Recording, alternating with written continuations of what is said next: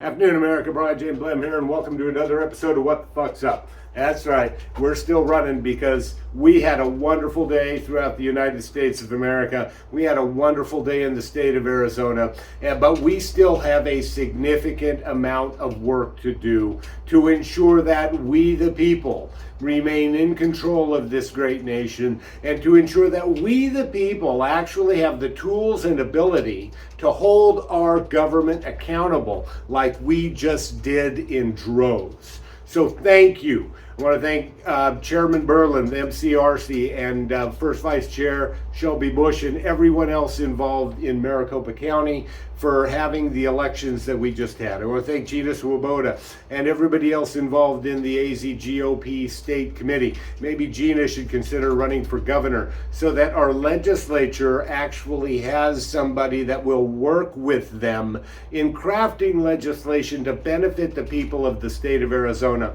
One significant thing we need to talk about as people in the state of Arizona is a recall drive to get rid of the Attorney General of the state of Arizona, who is using her office for political purposes. That is wrong, it's a crime, and it should be unethical for an attorney to use a law enforcement office to achieve a political end.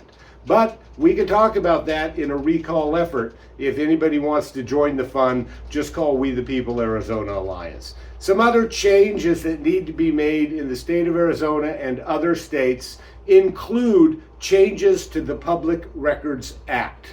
We the people generally have this very broad-based right in the state of Arizona to get records from our government about the work they are doing and who is doing it on their behalf. We have seen a slew of court cases before this election that has significantly narrowed the Public Records Act in a fashion that requires legislative intervention.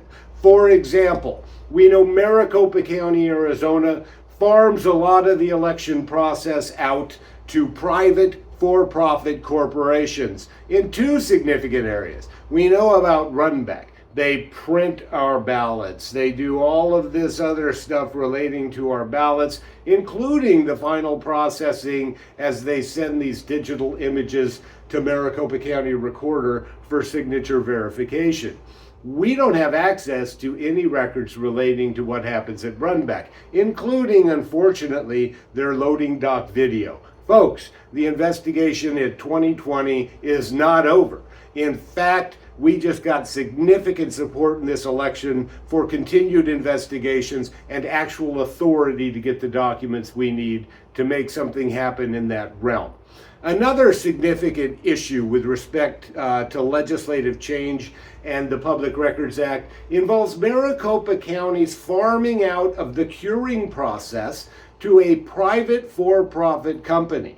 You all saw the video right here on an episode of What the Fuck's Up with someone answering the phone, Maricopa County Elections Department, and misleading voters by telling them they have 10 days to cure their ballot. I don't know, was this an employee of the ACLU? We'll likely never know because Maricopa County uses this private company to engage in its curing drive and curing efforts.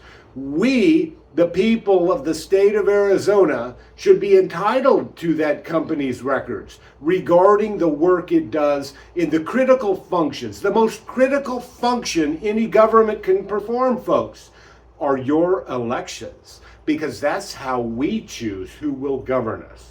And again, I want to thank you for your participation in this election cycle.